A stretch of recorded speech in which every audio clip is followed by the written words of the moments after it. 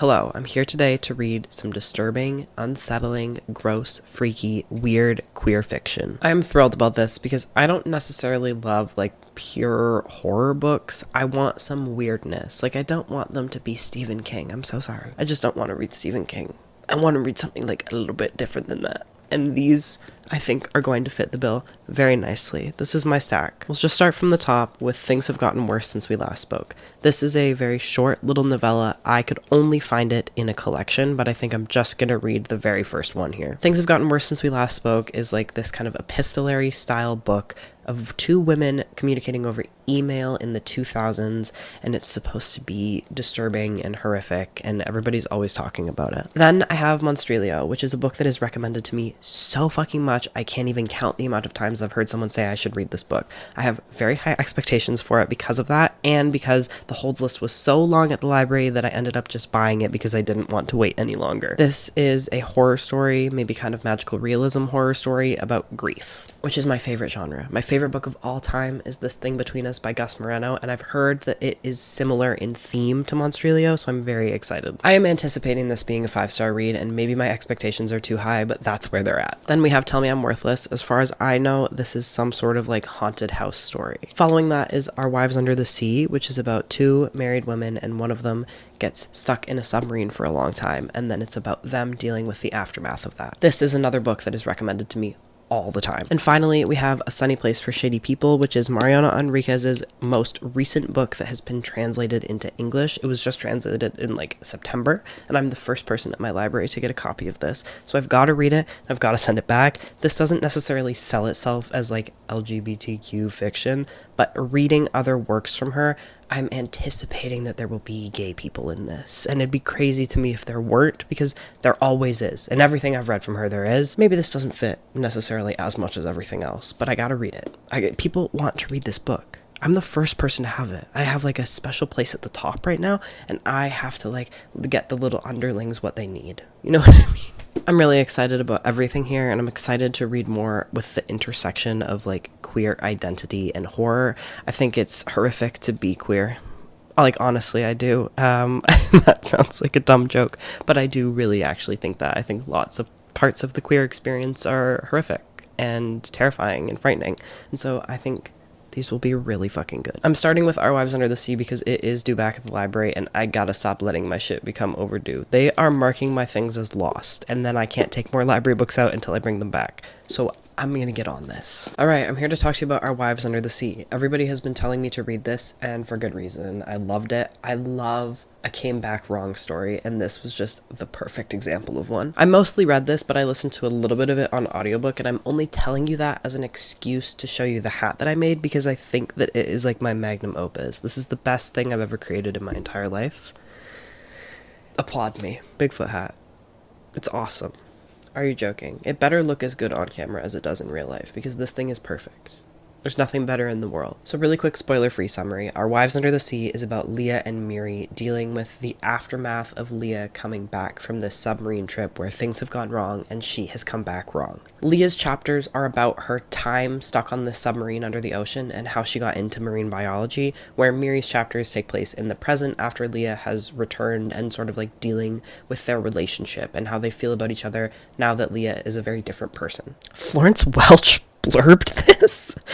That's crazy. Okay, now we're gonna get into the weeds of it. So if you don't want to hear this, skip to whatever time I'm gonna hopefully put on the screen. Can you imagine if I say that and then I forget to do it? So in Miri's chapters, we see that Leah is still recovering both physically and mentally from this horrible traumatic experience that she's gone through. She's bleeding from the gums and from her pores. She's sensitive to touch and taste and sound. She doesn't speak very much, and when she does, she mostly talks about the ocean. She runs the taps constantly. She's vomiting up these huge quantities of salt water. She's very much still down there, and the two of them are sleeping in separate rooms. They don't really talk to each other. There's a lot of tension in their relationship. Leah's chapters follow the incident that happened in this submarine. She's a marine biologist. She went down there with two coworkers, Mateo and Yelka, to study life at great depths. And when they go down, the very first day, they lose communication, and then they lose power to the submarine, and it sinks to the bottom of the ocean floor. But they have enough water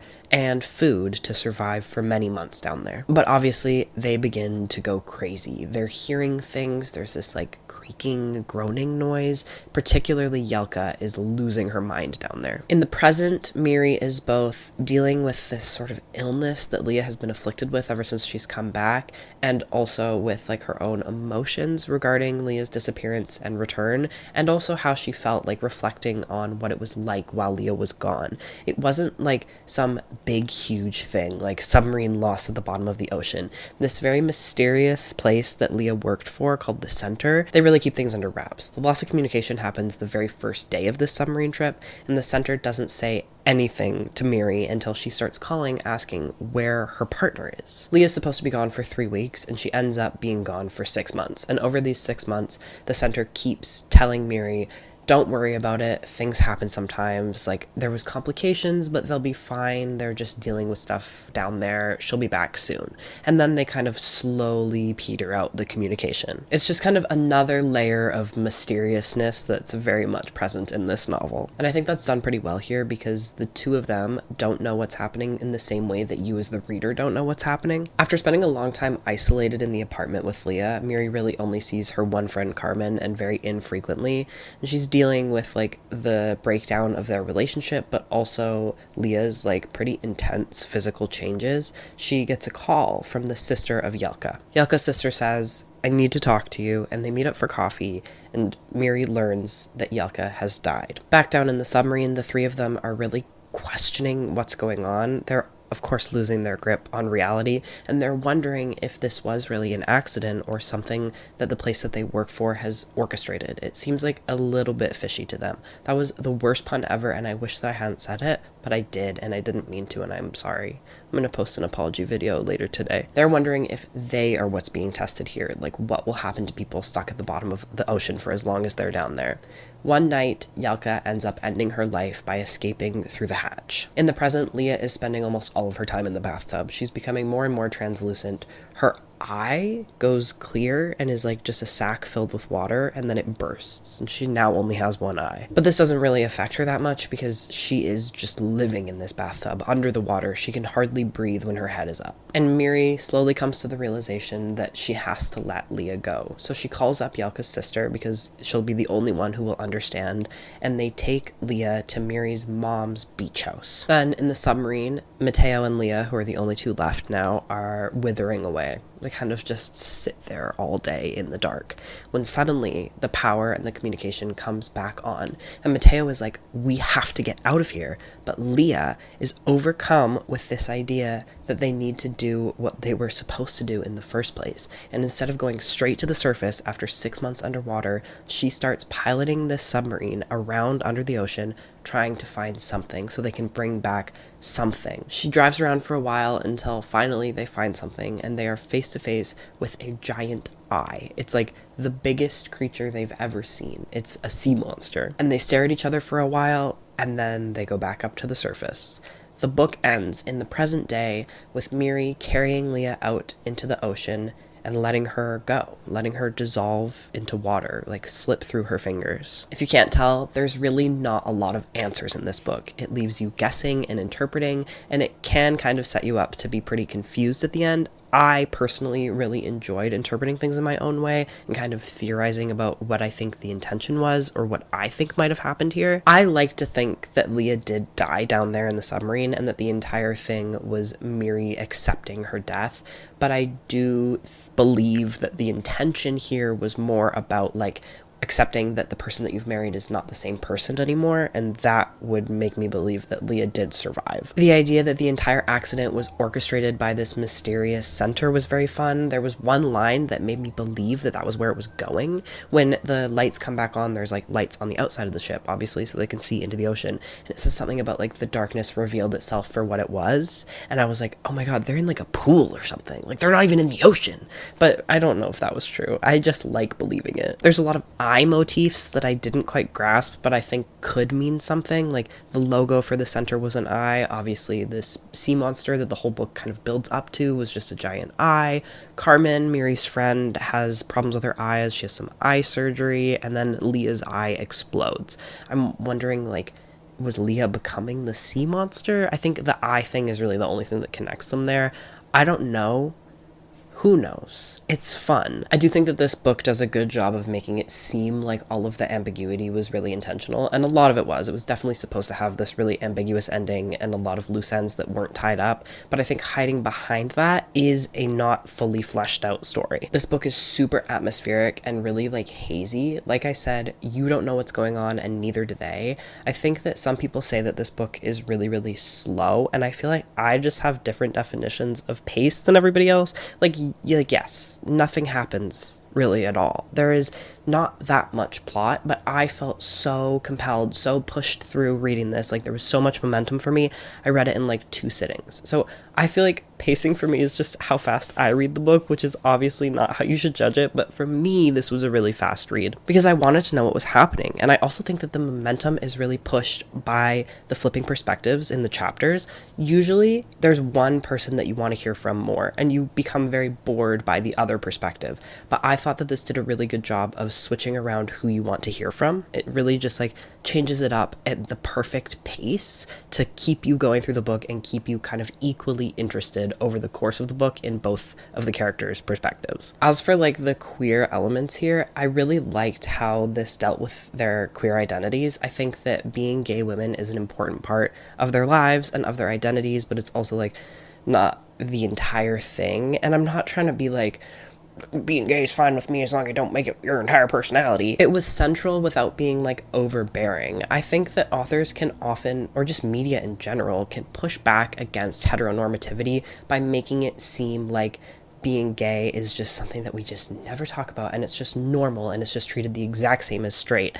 Whereas like heteronormativity means that straight people, like a lot of things about their sexualities, go unspoken, but like straight people's sexualities are important to their identities in the same way that queer identities are important to us. Maybe not quite the same way, but like that is a vital aspect of anyone's identity, is their sexuality. And I think this book did a good job of maintaining that truth without like being too much with it. Another thing I really liked about this book is that it was very tender while at the same time being very realistic and unflinching. Leah isn't just treated as this coddled victim, and I think that that dynamic is portrayed really well just like in the first few chapters, where Miri is describing Leah as this traumatized person, but then also saying like sometimes she stares at me while I'm eating, and like it bothers Miri that she does that, so she starts chewing her food into a paste until Leah turns away. Or just like Miri being so incredibly worried about Leah that she doesn't know what to do with it, and it turns into anger towards Leah. There were a lot of side tangents in this book and like ocean facts and tidbits, but I really like Julia Armfield's writing, so I enjoyed them, and I think that all of the side tangents meant something or were like metaphorical in some sense.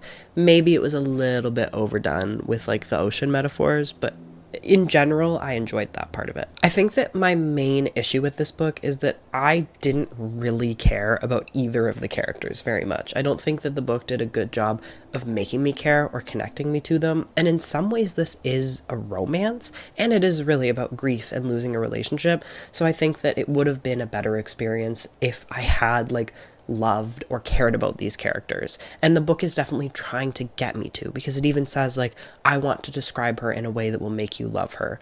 It just didn't. It just never did. I just didn't care. And that was tricky when like lots of the book is talking about like little things that people love about each other.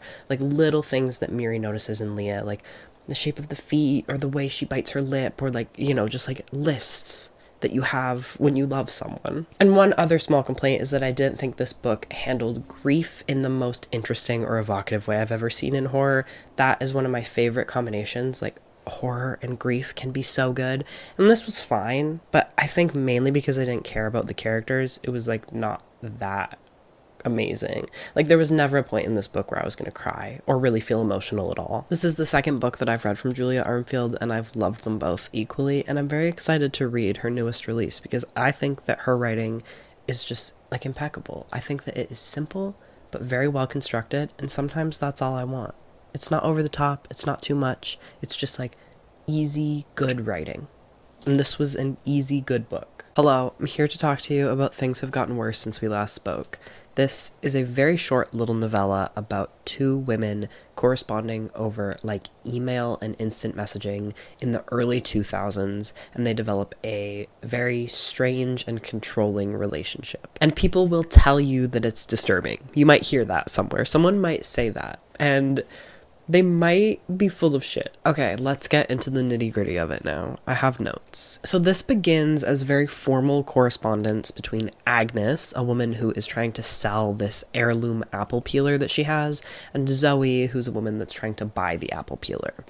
Zoe ends up, like, asking Agnes about why she's selling the family heirloom. Agnes says it's because I don't have a relationship with my mom because she's really homophobic, and I'm trying to just, like, get her out of my life, and also because I really need money. And Zoe says, well, I have lots of money, so I want to do a good Samaritan thing, and I want to pay your rent. And she does. At a point where their communication is still, like, quite formal and serious and pretentious, Agnes gets incredibly jealous incredibly fast, asking Zoe who she's been with and like why she wasn't on the instant messaging chat.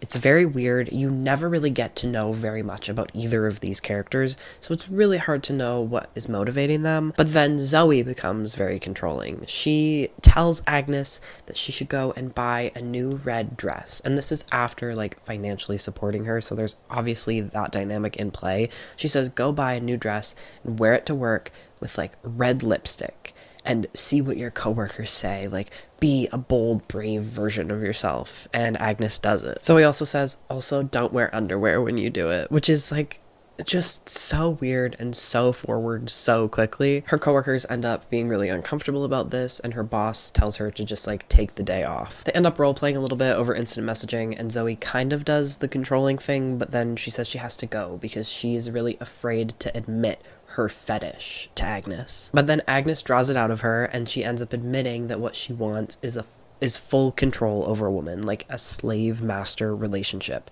And Agnes says, I want to do that for you. And so Zoe drafts up a contract for them, which includes rules like you have to sleep naked with the AC on full blast, even in the winter, and you have to give me full control and passwords over your bank account and emails and everything in your life. And in exchange, I will financially support you. Agnes agrees to this, and their relationship as sponsor and drudge begins. The next thing that Zoe makes Agnes do, Agnes is very willing at this point.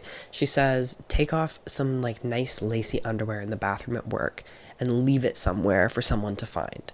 And Agnes does this, but just after she's done it, a coworker comes in after her, and it's like very obvious somehow that it was her who did it, and she loses her job. It's here where Agnes starts expressing her desire for children, and Zoe says, well, obviously we can't do that. I mean, it's a long distance relationship between two women. She says, instead of me giving you a child, why don't you go out and do something? You should go and find a gecko in the park and keep this gecko in your pocket all day.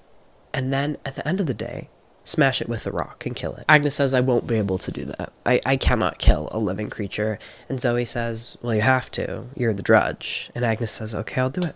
And she does it, and she thinks that this has pushed it too far. This is traumatizing for her, and she breaks off the contract. Until a month later, where she comes back on her hands and knees begging to be forgiven by Zoe. They fall back under this contract, and Agnes cannot stop expressing her desire to carry a baby inside of her.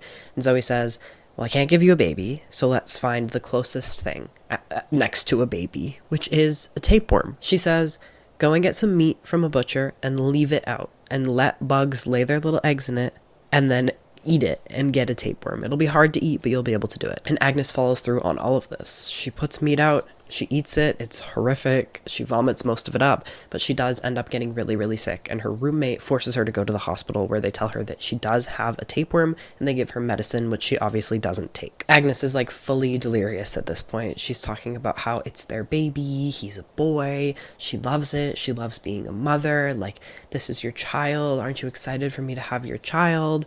Zoe is starting to realize that this has gone too far, and she's saying things like, well, you're gonna have to pass it one day, like, it will die or kill you. It's not just, you don't just get to carry the tapeworm forever. And Agnes is talking about her little worm baby. It gets to the end where Zoe says, this is too far, I can't do this anymore, like, this is weird. And Agnes is still just like in this dreamlike state about her tapeworm baby. It ends with her, I think, giving birth to the tapeworm, pooping out the tapeworm.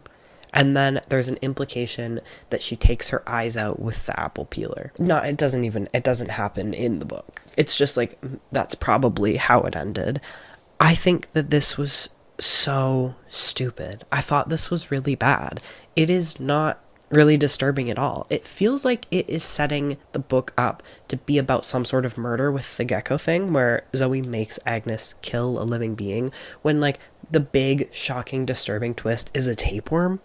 That's all you could come up with? I thought it was so stupid. That's just like so incredibly tame to me. A tapeworm?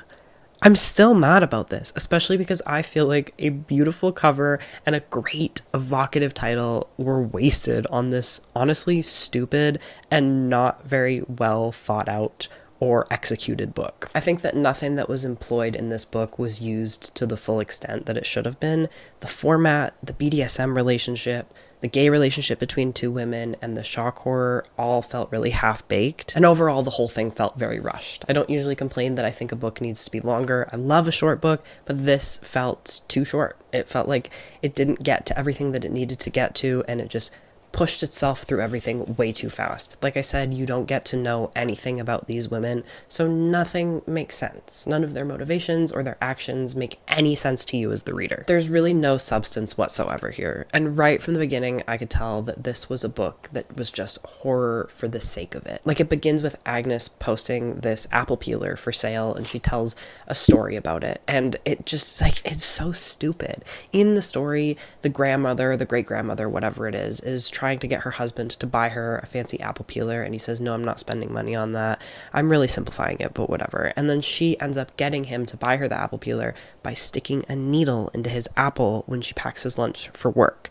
And then at the end, they're at the store buying the apple peeler and his jaw is bandaged shut. I don't understand why that would happen. Other than for the visual, that makes no sense. Swallowing a needle, your jaw wouldn't be bandaged shut, would it? Am I missing something? Am I stupid? I don't know. It really felt like horror for the sake of horror. I think the thing that brought this book down more than anything was that the writer could not give up on being a writer. The way these women speak to each other in their emails is so incredibly pretentious and ridiculous and unlike anything anyone would actually say that it was so distracting. I think that their word choices were insane. Like, for example, this line, she exhaled. The dim rumbling of her breath clogging in the pit of her throat sounded like a thunderstorm, breaking apart as it passed through a stretch of mountains.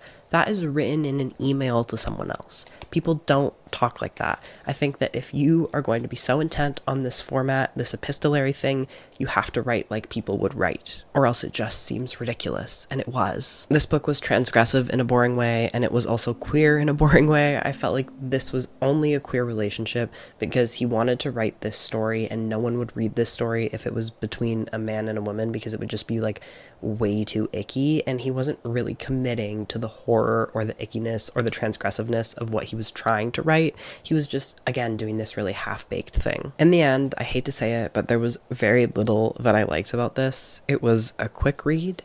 It was another book that I could mark off on my Goodreads thing, and I think that's why it's popular in the places that it is popular, and I know that makes me sound like a hater, and maybe I am, but I do feel like I wasted my time with this book and that it was super overhyped. The next book I'm going to read is A Sunny Place for Shady People, and I trust Mariana Enriquez, and I know that it will be better than that was. Hello, I'm here to talk to you about A Sunny Place for Shady People by Mariana Enriquez. This is a collection of short stories, so I think I'm going to give you like a little one-sentence summary of each story, and then talk to you about the book in general, what I think about it, whatever. I feel like it'll be really hard to fully summarize every single story, and I don't really want to. So similar to The Dangers of Smoking in Bed, the first story in here is a ghost story. It is a very different ghost story than that one, though. That one is about like a rotting baby ghost. This one is about a woman whose neighborhood is haunted by the ghosts of people who have died there. The next story was a fictionalization of the Eliza Lamb story. Eliza Lamb was a real woman whose death has been the subject of many conspiracy theories and whose family has begged people to leave her and her memory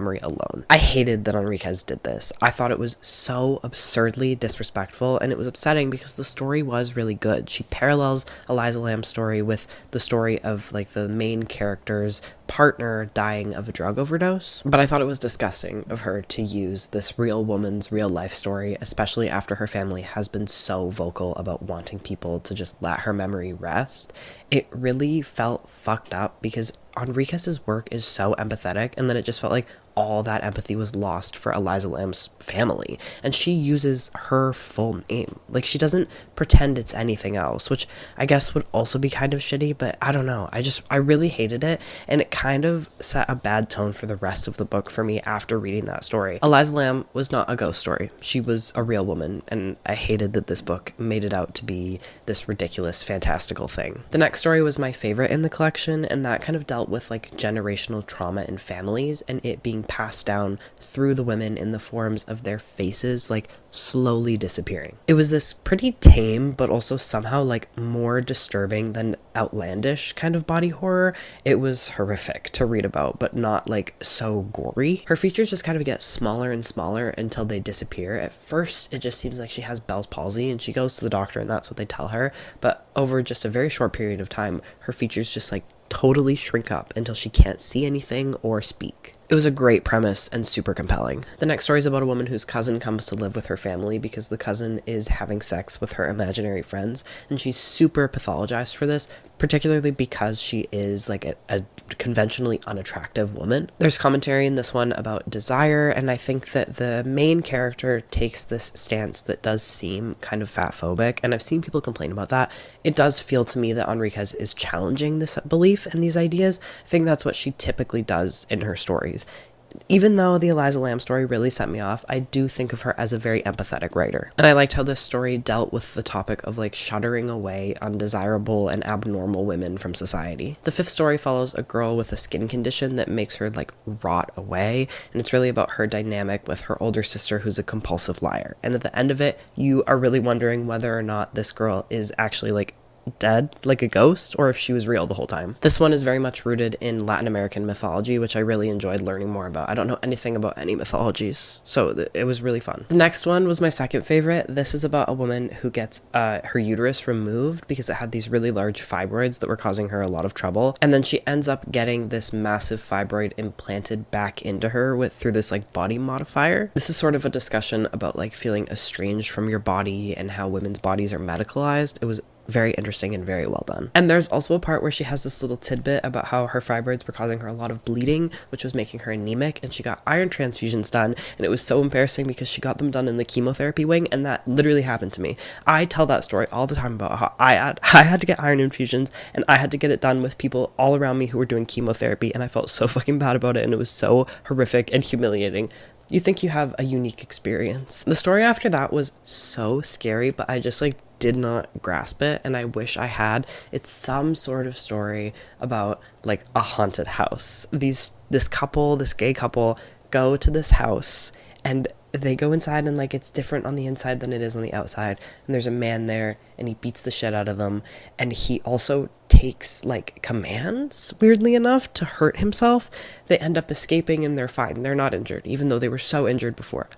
I liked it. I want to reread it because like what was happening? I don't fucking get it. Then we have another really good story, which was about this woman who works at a consignment store, and she goes to buy these like vintage, beautiful dresses at a really low price from this man, and when she takes them back to the store, her and her friends, who are her coworkers, try the dresses on, and they become like covered in horrific wounds, which like disappear once they take them off, but they can't sell the dresses. They try, they're like, maybe this was just a one-off thing, maybe it just happened to us.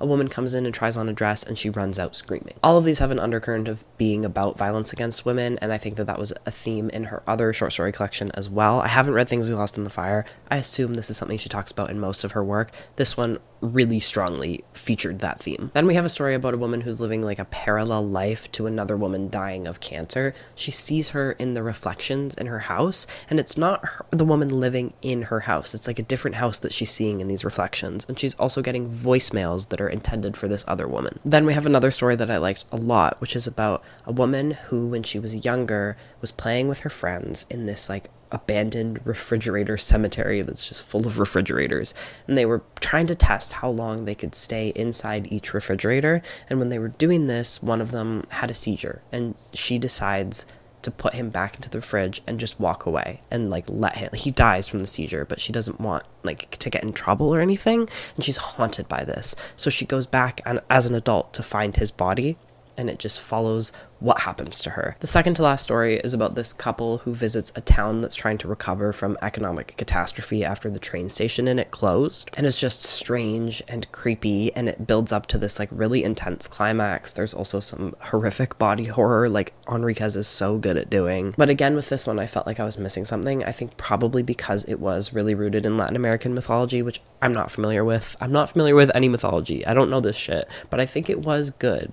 I think it would be better for people who are familiar and aware of what it was referencing. And then the last story in this collection is about these homeless outreach workers, and they encounter these two little boys that are just pure evil. Like they look at them and they're like, you are the devil.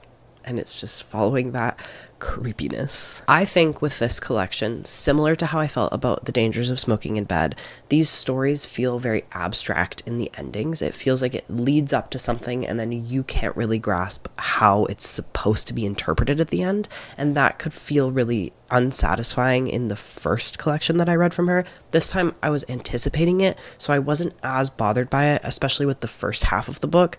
But then I started to be like, okay, what's going on? Like, let me in on the secrets. It feels very, very ambiguous at the endings, and sometimes I just want like closure. I think especially with short stories I want closure, which feels strange because I haven't like paid so much time and attention to them, but I just want like a clear, succinct ending more than I do with a longer work. Maybe not like a clear, succinct ending, but at least like a point. These all feel like they have a point, which is often social commentary, and I want that to be maintained throughout. I want the ending to really like say something, and it often doesn't. Unlike other works that I've read from her, these were less ambiguous with the time frame that the stories were set in, and they were really, really set in a very specific like post-pandemic moment that I didn't like as much. And I've seen people say that this is partly because of the way in this collection she's trying to appeal to like a broader, more Western audience, and I can see that for sure, but I can't really fault her for doing that. Like I've already mentioned, this book and her work in general is very empathetic towards people who are marginalized by society.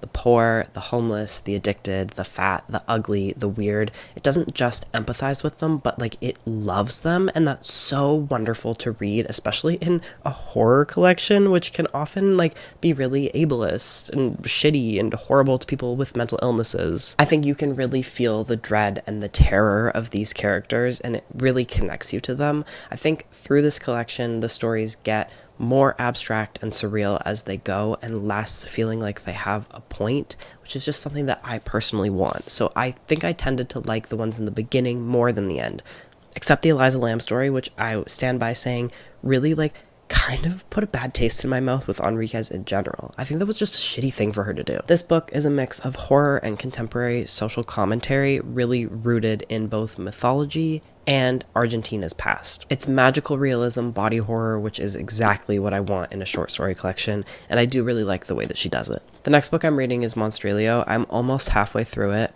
I have so many good things to say about this book, but I'm going to save it for later. I'll see you then. Hello, I'm here to talk to you about Monstrilio. The short version of this is that this is a story about a family grieving the loss of their young son.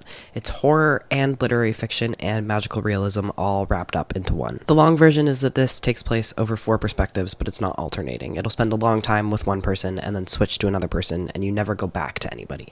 It starts with the mother, Magos, and it begins with her lying in bed beside her son and her husband as her son dies at 11 of a lifelong illness.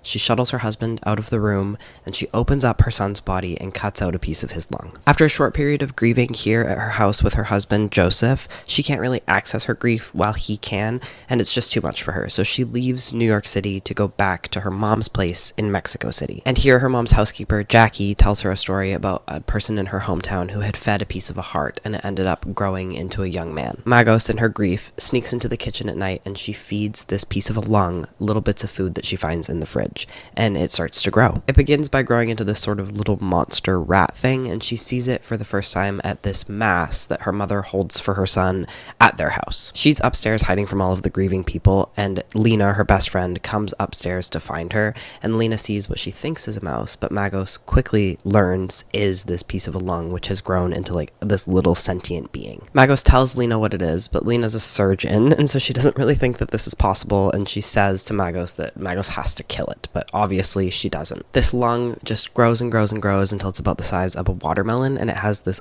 long arm tail thing that it uses to like swing from the closet. Jackie, the housekeeper, who is also possibly her mom's lesbian lover, almost certainly, but it never really gets into it, she also knows about this thing once it's this bigger watermelon size because it escapes from Magos's room and attacks the dog, and the two of them have to get it off of the dog together. Jackie keeps this secret for Magos, but she tells her that she has to get rid of it because Jackie knows that the story that she told Magos does not end well, and she's worried about that happening to this woman that she loves. After a while, Magos convinces her husband Joseph to come back to Mexico City, and when he shows up, she takes him into her room and shows him this creature that she says is part of their son, Santiago, and obviously her and Joseph get into a huge fight about this. And while they're fighting, it escapes the room and it goes and attacks Magos's mom while she's sleeping, and it like latches onto her leg and really, really injures her. It takes everybody in the house to get it off of her, and they end up hitting it with a hammer and killing it.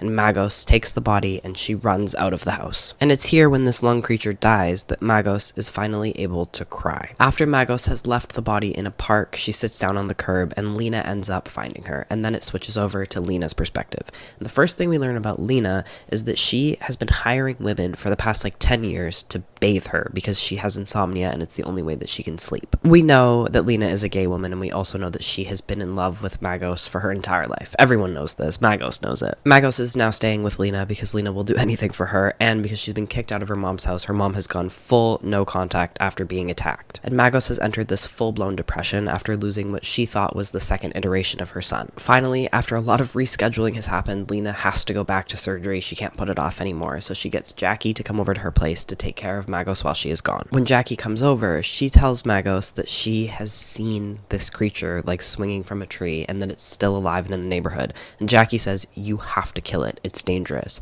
This turns everything around for Magos. She's suddenly full of life again, she's happy, and she wants to go and find the creature. So the three women team up and they go to find the thing. Jackie goes because she wants it dead, Magos goes because it's the only thing in the world that she can think about and desire, and Lena goes because she'll do anything for Magos, and they do end up finding it and capturing it. In this chapter, we learn a little bit about Lena's life, and I really felt myself warm to her. I really, really liked her character. We learn about her family history and how she was born when her parents were like quite old, and her mom considered her to be like a demon brought to destroy their family and treated her like she was a monster, and how she was kicked out from her house and had to go and live with Magos and her family. Lena and Magos are harboring this little monster thing in Lena's apartment because, again, Lena cannot say no to her.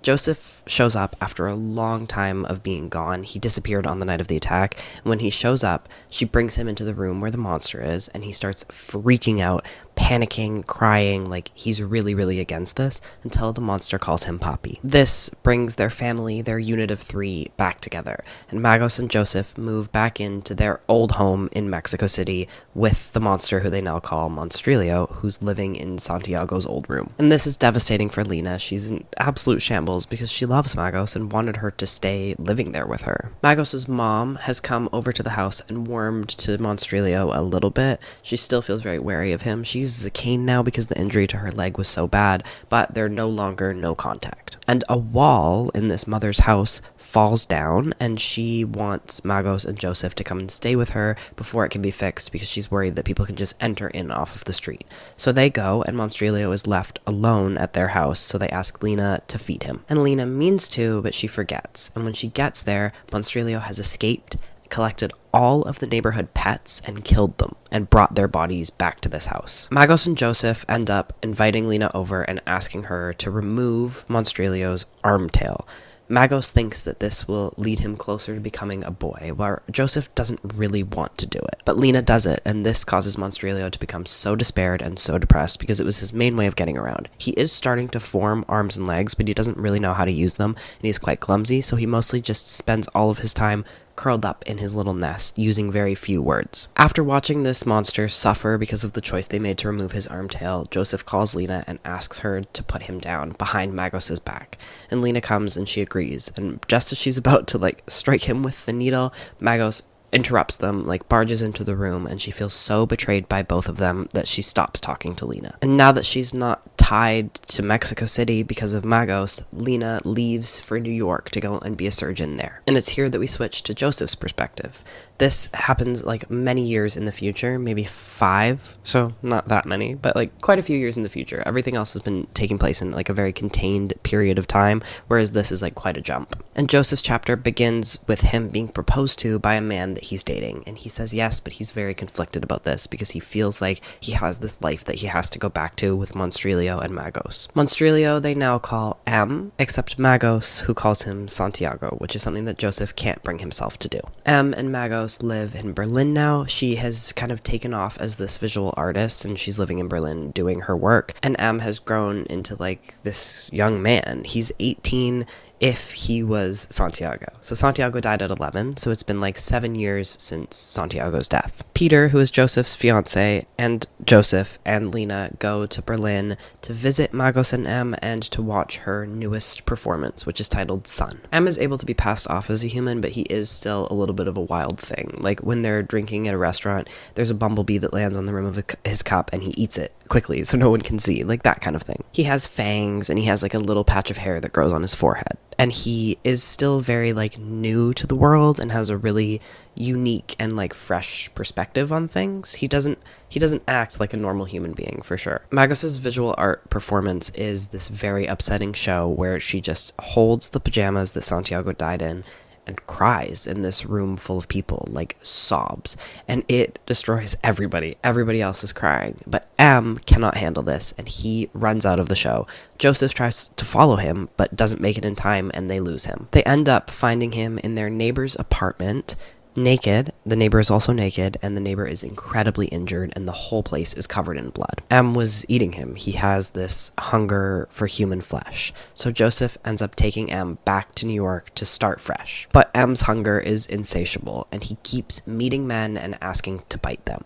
And this happens a few times. One of them, he meets this man who agrees to being bitten, and the man ends up attacking him and like brutally injuring him. But then he meets a man who agrees to be bitten and agrees to be eaten, and M eats him entirely, and they end up having to cover up this crime. The adults in the situation are really starting to understand that M is a wild thing and that they won't be able to control his hunger, except for Magos, who still thinks that this is her son, that this is Santiago, and that she can like fix him, that if they do enough things right, if they feed him enough cow meat or whatever, that he can be normal and can live in society with them. But of course that can't happen. The book ends with everyone going back to the house that Santiago died in, that Magos and Joseph owned in New York, for Joseph and Peter's wedding. The night they get there, M falls asleep on the couch, and he wakes up to his mom and his dad sleeping on either side of him, like how the book starts, with them on either side of Santiago. And M gets up and he says goodbye to everybody in the house, who all already kind of know what he's planning to do. And then he goes off into the woods and like becomes the little monster that he was meant to be. He is now wild and free, and the rest of the family is able to begin healing, which his presence has kind of cut them off from. I loved this ending, but I was also devastated by it. When it finished, I had to just lie my head on my partner's lap and sit there for a while. It made me very sad, but I really enjoyed it. I think that this was a great book that I just loved thoroughly. The characters are so vivid and complex and singular and well developed, and I loved them. Like I said, particularly Lena, I loved a lot. She's like so logical. She's this surgeon, and she's like so wanting to be in control of every situation that she's in, but then she's also like completely at the whim of her emotions. Like she's so in love with Magos that's all she can really act on. I felt a little bit of grief each time it changed perspectives, because you spend like at least 100 pages with each of these characters. It breaks your heart. It's a very sudden shift into the new perspective, and it hurts a little bit every single time. I think there's a really interesting lens here with disability. There's a character, Uncle Luke, who is Joseph's uncle, who is a disabled man, and he's the only person who's really like fully accepting of M's monstrosity, and I liked the way that it was explored, and I would have liked it if it was explored more. This deals with monstrosity on so many levels, with all of these characters being queer, with kink, with disability. I loved that aspect of it. I have seen a lot of reviews of people complaining about how kinky this was, and I think y'all are fucking prudes. I don't even read books with sex in them, like, really at all, and this was so tame. Let gay people be raunchy. I feel like the standards are different. Obviously the standards are different, but I feel like y'all are not critical enough about how different your standards are for kinkiness for gay people and straight people. My one major gripe with this book is the way that it deals with queer people, and I don't know like how well I can articulate this. I think as a reader it can be very nice to read casual queer relationships that are treated as very normal and not really like explored at all, but I do think that it's a little bit lazy because I don't think it's an accurate representation of like the lived realities of queer existence. Like, you can't call this an exploration of queer stories, or even on the back where it says a celebration of queer stories, when it treats queerness as the same as straightness, the same way that you don't call a straight romance book an exploration of straight relationships. I think my problem here really stems from this idea that we haven't really like become a more accepting society, or more accepting of things outside the norm. We've just expanded the norm so that more things can fit into it, and we are still very, very unaccepting of things that are outside of that expanded norm. I love that we can now like imagine worlds where everybody's bisexual and nothing needs to be said about it, and it's not an important thing, but it doesn't like reflect reality, and it doesn't feel like I can really relate to the queerness that happens in this book, other than with Lena and like being in love with her best friend, that kind of thing. All of that being said, I noticed the same things with the very casual treatment of queer characters in A Sunny Place for Shady People, so I'm thinking that this also could very much be some cultural thing that I'm missing, because these are both Latin American books. So maybe I'm totally wrong, and please enlighten me if I am. I just think I would have loved to see a little bit more depth in the queerness of the characters here, because these don't feel like queer stories, at least not ones that could happen in the world that we currently live in. That being said, there are parts of the queerness here that I really love. Like, again, I loved the sort of exploration of monstrosity, the metaphors there. I loved the chosen family aspect. A lot of the family here is like not biological, like Jackie and Lena. There's something really special about that, and I feel like there was just so much love here that biology and family didn't matter at all. And even though it was a little bit on the nose, I didn't really care, and I loved this major metaphor going on that like trying to form and mutate your grief into something that is like palatable and acceptable for others just makes it this insatiable thing that will devour everything in its path. Overall, it was a great book. I really couldn't put it down, and I loved all of the characters so much, and I wanted to know what was going to happen to them.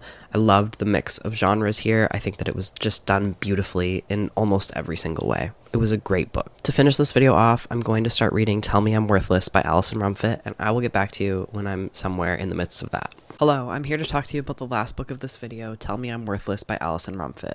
The short version of this is that this is a story about two women who are haunted by this experience that they have in a haunted house 3 years before the events of the story. The long version, this is another alternating perspective book, which I was not aware all of these books were going to be, and it starts with Alice's point of view. I would say Alice is the main character of this book, and she is haunted both physically and emotionally by this experience that she had in a haunted house 3 years prior. She had gone to squat in this haunted, abandoned house with her friend Isla and her friend Hannah, and we learned that Hannah did not make it out of the house, and Isla has been lost to her because of what happened in the house, and also because Isla, after this house experience, went into like politics against trans people. Like, she's a TERF. Fuck that term. She's a transphobe. And Alice has been in a state of sort of isolation and depression ever since this has happened. She goes out sometimes to do drugs and drink and party with her friends in the very British way that this does it. But even if she's not isolated inside of her haunted apartment, she's isolated inside of her own head. After about 30 pages of Alice, we switch to Isla's perspective.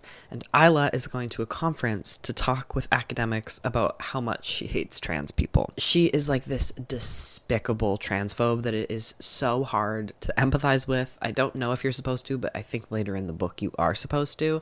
It's really, really difficult to get through her chapters, especially because the rhetoric in her head is so true to life. She gets up in front of this conference and tells this group of gender criticals that the reason that she's doing this activism is because she was assaulted by her best friend Alice, who is a trans woman who physically and sexually assaulted her in this house 3 years ago. And we learn here also, she doesn't say it to the conference, but we learn that Alice believes the same thing of Isla. After this conference, her and a few of the other academics go to a bar where they're just like talking about the conference and the protest that happened while the conference was going on. And then there's a very on the nose and unsubtle scene where one of these women who is so concerned about the safety of women's bathrooms assaults Isla in the bathroom. Then we go back to Alice, who is doing some online sex work, making like force femme porn to get by, to make ends meet. We learn that Isla is getting off to that exact same porn. Not exactly the stuff Alice is making. She's not paying Alice to make it for her, but it's the same stuff. And it seemed here like there was an implication that Isla might be a closeted trans man,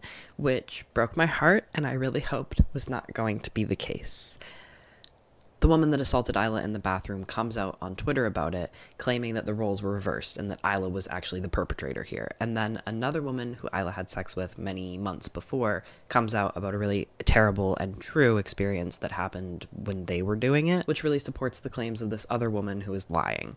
During this like crumbling of Isla's life, the house is talking to her and telling her to come back and to bring Alice with her, and that she will no longer be haunted by this experience and by this house if she can bring Alice to the house. And Isla has been trying to contact Alice, probably to get her to go to the house as like a sacrifice, and finally she succeeds and Alice responds to her. They meet up in public. Isla is like snide and hateful and just like this absolutely horrible person, getting in little comments wherever she can. Both of them here accuse the other of the physical and the sexual assault against each of them, but they do agree to go back to the house together. Then we go to part 2, which takes place in the past. It starts with the house's perspective, and the house tells this story of a man who once lived there who was a eugenicist, and particularly his office was the place where he like mutilated women. Then it goes to Hannah's perspective, who's the woman who didn't make it out of the house, their friend who died in this house.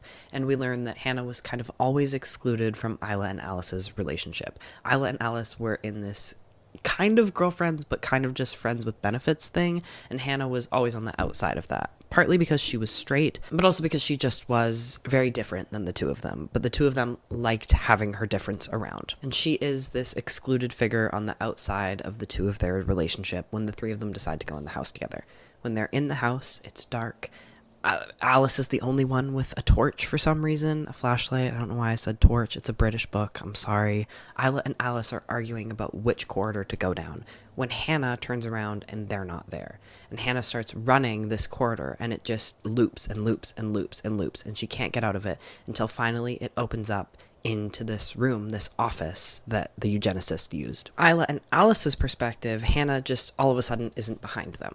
And so they go looking for her and they find her in this office, and she has been possessed by the house, which has possessed her, but also sort of like taken the thoughts and fears in her head and twisted them and like brought out her deepest, darkest opinions. She starts screaming like slurs at these two women, and then her body twists and cracks and forms into the shape of a swastika. It then shifts into this sort of experimental part that I thought was really, really, really well done, where Hannah is watching out of each eye what happens to the two women next. And it splits it up into 2 columns like this, so you have to read like 1 column at a time. I was not able to go back and forth between the columns. And in each eye, Hannah sees as both women are assaulted by the other woman. Like, both things do happen to them. And it is incredibly graphic and incredibly upsetting.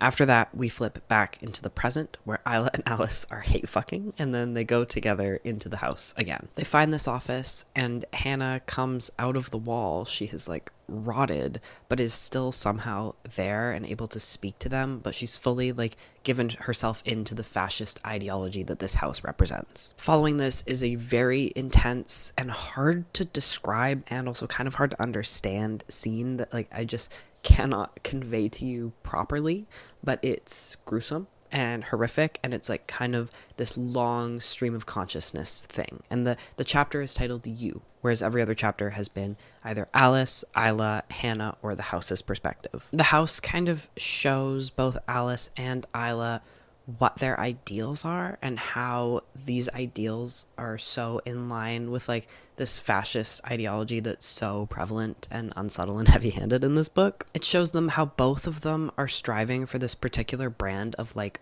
white femininity that is so rooted in racism and sexism and every kind of bigotry, and it shows them how to get to this they have to lose themselves entirely. It tells you many, many times in this book that the house is a representation of fascism, and it feeds on hatred and derision. But the two women do make it out of the house alive after being shown this vision, or maybe just you as the reader are shown this vision. I'm not 100% sure. I think it went a little bit over my head at the end here. It was definitely very intense and gruesome and horrific. The book closes with an epilogue, like many years later, where Alice and Harry, who is Isla, go to a pride parade and there's a bombing and like everybody fucking dies. I hated the choice to make the transphobe activist a closeted trans man. I think that it was lazy, and I think it was ridiculous, and I think that it was harmful. I just really hated everything about it. I don't understand why trans people had to be the enemy of other trans people here. I think that you could have done something interesting with it, definitely, but it was not explored really at all. There was just like a couple little seeds sprinkled, but Isla didn't really have a strong character arc or any like exploration of what was happening with her gender identity. It just felt ridiculous and like so fucking lazy. Like it was like the easiest way to make us empathize with this character or to humanize this character. It feels like that same stupid shit that you hear all the time where people will be homophobic and then somebody will be like, you're just homophobic because you're gay. And it's like, you need to be so much more critical and nuanced with what you're saying, and people will just say it. And it felt very similar to that. I think it is a really different situation saying that in real life, and in fiction, again, it could have been explored, it could have been done well or in an interesting way, but it wasn't. It felt like random and stupid. But I also can understand that I might be a little bit biased with this.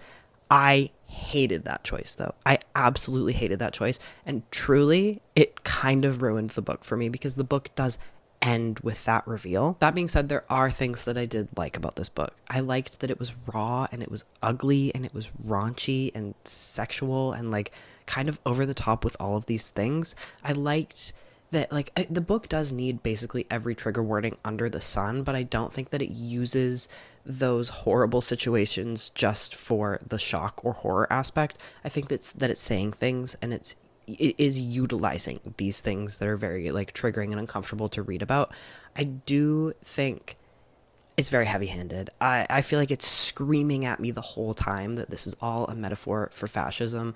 It's about fascism. It's about fascism, and I felt like I was being like led through it, like hand in hand, like I was being spoon-fed what was going on here. There was no trust given to me as the reader about like what was going on with the links to like colonialism and like the history, Britain's violent, misogynistic, racist history. Though I did enjoy how insidious the fascist ideology of the house was. Like it kind of just creeps into everything, and it finds these footholds of like fear and uncertainty and anxiety in people, and it brings out the horrible things that can lead people to thinking. This book had a very like modern and sometimes experimental writing style that I think was done quite well. It was well executed. I don't think that it's going to age poorly, but it is like modern and feels of the times when you read it. And I loved reading a trans horror narrative. I just wish that it didn't do that stupid fucking thing at the end, especially because like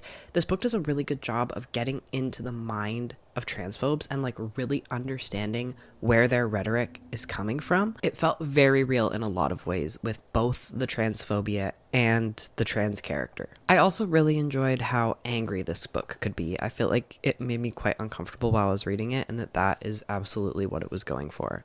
There are some good things about this book, and there are some things that I really hated. Like I said, I hated that character arc. I thought that it was very, very unsubtle. But I also thought that it was saying things that need to be said. And if you gotta say it in an unsubtle way, who am I to judge that? I just wanted a little bit more from this, I think. I'm not sure what more I wanted, though, because I really did like both Alice and Isla's perspectives. I liked reading them as much as I hated Isla, and as much as, like, Alice could also be very frustrating. I enjoyed the characterization. I did enjoy a lot of this. There's just, like, there's some things that I just really disagree with that I think were just really bad choices. That's kind of the end. I don't really have anything unique or special to say. I'm not really smart enough or like present enough right now to come up with some conclusion about this. I'm trying to write a fucking essay. Oh, that's actually one thing I wanted to say about Tell Me I'm Worthless. I did like all of the references to Gothic literature. The essay I'm writing right now is specifically about the Gothic in old like 1800s literature, particularly Jane Eyre and the Yellow Wallpaper, and this book referenced both of them heavily, and I felt really smart and good about myself when I knew what it was referencing. I think that it does heavily utilize like its predecessors, but it's not derivative in any way. It's making something new out of them in a way that's very well executed. But I really do actually have to go and write that essay right now. Like, it is fully due today, so I'm not gonna sit here coming up with something unique to say about gay people and trans people in horror and fiction. It's fun. I feel like if there's gay people, I'm probably gonna like the book more. What am I even talking about? Thank you for watching. Goodbye.